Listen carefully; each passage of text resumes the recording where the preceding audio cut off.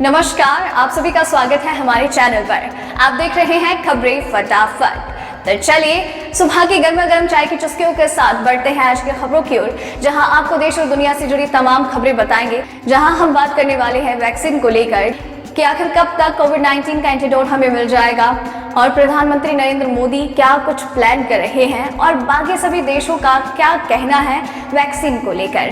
तो चलिए बिना वक्त जाया किए जान लेते हैं इन खबरों की और बाकी अन्य खबरों की सही और सटीक जानकारी। तो चलिए खबरों का सिलसिला शुरू करने से पहले एक नजर डालते हैं आज की सुर्खियों पर। सीएम योगी का बड़ा फैसला, छेड़खानी और रेप करने वाले अपराधियों का चौराहे पर लगेगा पोस्टर। कृषि विधेयकों के खिलाफ आज किसानों का भारत बंद, पंजाब में 3 दिन का रेल रोको आंदोलन। चीन ने जीती रेस, पहली कोरोना वैक्सीन जिसे लगा सकते हैं आम लोग, WHO का समर्थन। SBI ने करोड़ों ग्राहकों के लिए जारी किया अलर्ट, नहीं दिया ध्यान तो हो सकता है भारी नुकसान।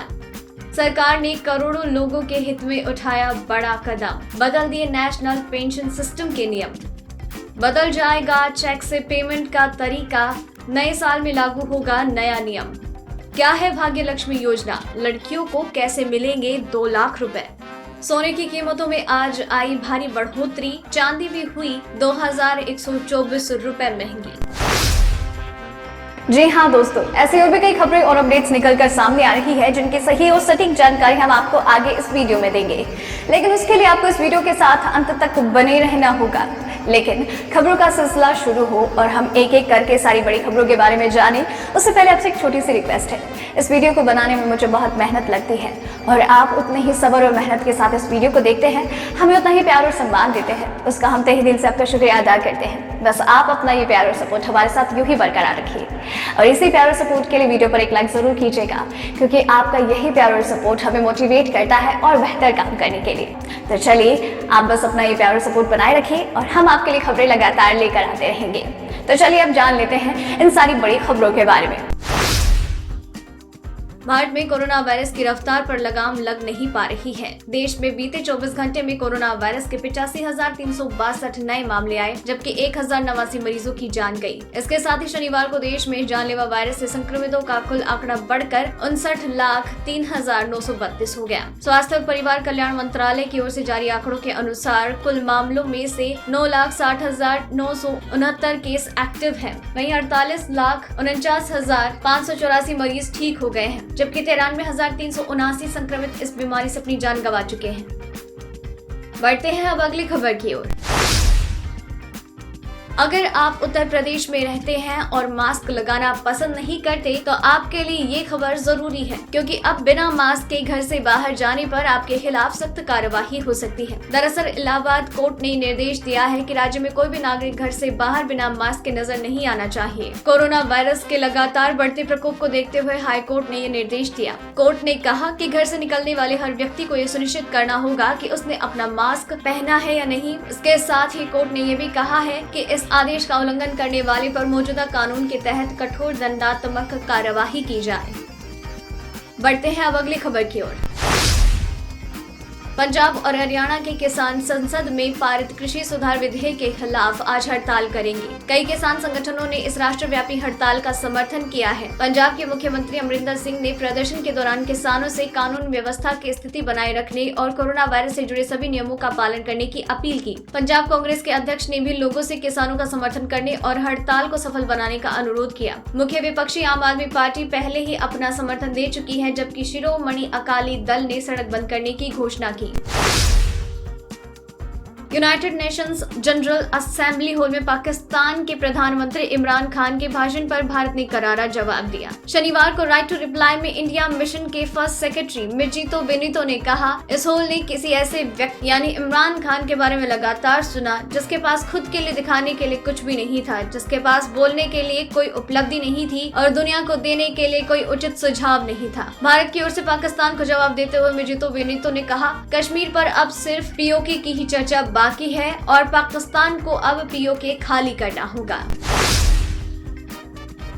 यूपी की योगी सरकार महिला अपराध को लेकर और सख्त हो गई है। प्रदेश में महिलाओं के साथ अपराध करने वालों की शामत होगी। सरकार दुराचारियों और अपराधियों के खिलाफ ऑपरेशन दुराचारी चलाएगी। ऐसे अपराधियों के पोस्टर लगाने का आदेश दिया गया है। योगी ने कहा कि कहीं भी महिलाओं के साथ कोई आपराधिक घटना हुई तो संबंधित बीट इंचार्ज, चौकी इंचार्ज, थाना प्रभारी और सीओ जिम्मेदार होंगे। सीएम योगी ने कहा कि महिलाओं से किसी भी तरह का अपराध करने वाले अपराधियों को महिला पुलिस कर्मियों से ही दंडित करवाया जाएगा। सीएम योगी ने कहा कि महिलाओं और बच्चियों के साथ किसी भी तरह की घटना को अंजाम देने वालों को समाज पहचान पाए, इसलिए चौराहे पर ऐसे अपराधियों का पोस्टर लगाने के आदेश दिए हैं। चलिए बढ़ते हैं अब अगली खबर की ओर।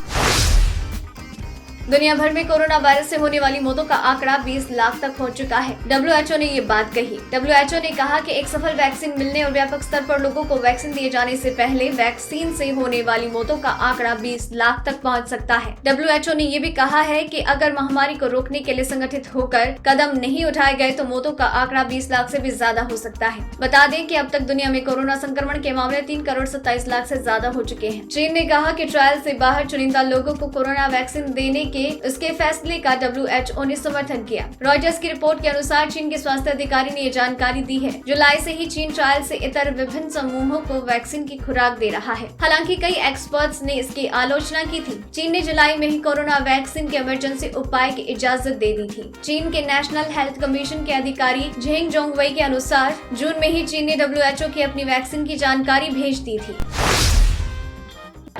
जी हाँ दोस्तों, खबरें अभी और बाकी है, कहीं जाइएगा मत, क्योंकि खबरें लगातार यूं ही जारी रहने वाली हैं और आप चाहते हैं कि ये सिलसिला यूं ही लगातार जारी रहे तो अभी चैनल को सब्सक्राइब कर लीजिए, उस बेल आइकन को दबा दीजिए ताकि आप तक खबरों के नोटिफिकेशन लगातार पहुंचते रहे। तो चलिए अब बढ़ते हैं अगली खबर की ओर, जहां हम जानेंगे कि मौसम के हाल चाल क्या है और साथ ही ये भी जानेंगे कि पेट्रोल और डीजल के भाव क्या चल रहे हैं।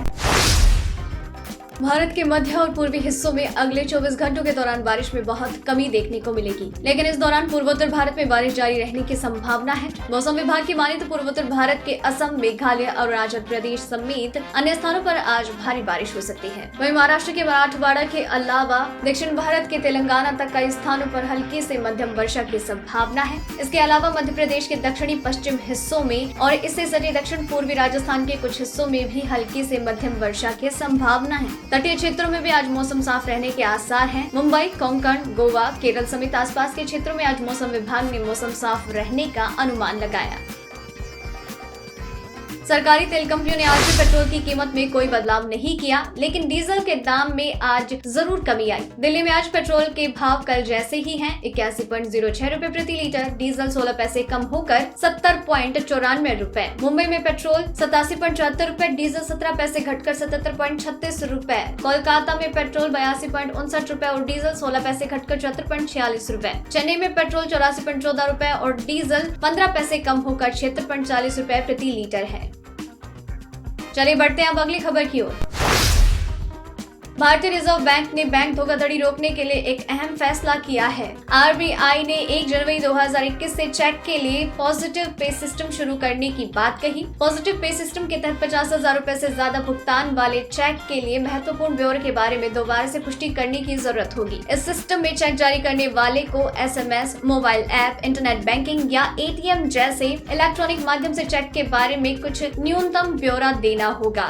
RBI के अनुसार इस सुविधा का लाभ उठाना खाता धारक पर निर्भर करेगा। हालांकि बैंक 5 लाख रुपए और उससे ज्यादा की राशि वाले चेक के लिए ये व्यवस्था अनिवार्य कर सकते हैं। केंद्रीय बैंक ने कहा कि ये सिस्टम 1 जनवरी 2021 से लागू होगा। चलिए बढ़ते हैं अब अगली खबर की ओर। सुशांत सिंह राजपूत मामले में एक्ट्रेस दीपिका पादुकोण से पूछताछ हो रही है। कल सुबह दीपिका को NCB के दफ्तर बुलाया गया। उनके मैनेजर करिश्मा प्रकाश संग उनकी ड्रग्स चैट मिली, जिसके बाद उन्हें समन भेजा गया। बताया जा रहा है कि KPS मल्होत्रा उनकी टीम के ऑफिसर्स के अलावा NCB की एक महिला ऑफिसर्स भी दीपिका के इंटेरोगेशन में मौजूद थी। दीपिका पादुकोण का मोबाइल फोन NCB ने अलग रखवा लिया है। करिश्मा, जया और दीपिका की ड्रग्स चैट को लेकर सीधा सवाल किए जा रहे हैं। चलिए बढ़ते हैं अब अगली खबर की ओर। देश में बैंकिंग फ्रॉड के मामले लगातार बढ़ रहे हैं। फ्रॉडस्टर्स नए तरीकों से लोगों को अपनी ठग का शिकार बना रहे हैं। इस तरह के फ्रॉड से बचने के लिए देश का सबसे बड़ा बैंक यानी कि SBI लगातार लोगों को आगाह करता रहा है। इसी क्रम में SBI ने ठगों की एक नई तरकीब के बारे में अवगत कराया। साथ ही SBI ने ये भी कहा कि ऐसी ठगी का शिकार होने पर आपको क्या करना चाहिए और आप अपनी मेहनत की कमाई पर इन लोगों को हाथ साफ करने से कैसे बचा सकते हैं। SBI ने अपने करोड़ों ग्राहकों को अलर्ट करते हुए कहा, हमारे ग्राहकों को फेक ईमेल्स भेजे जा रहे हैं। इन ईमेल से SBI का संबंध नहीं है। ऐसे में इन ईमेल्स को खोलने से बचना चाहिए।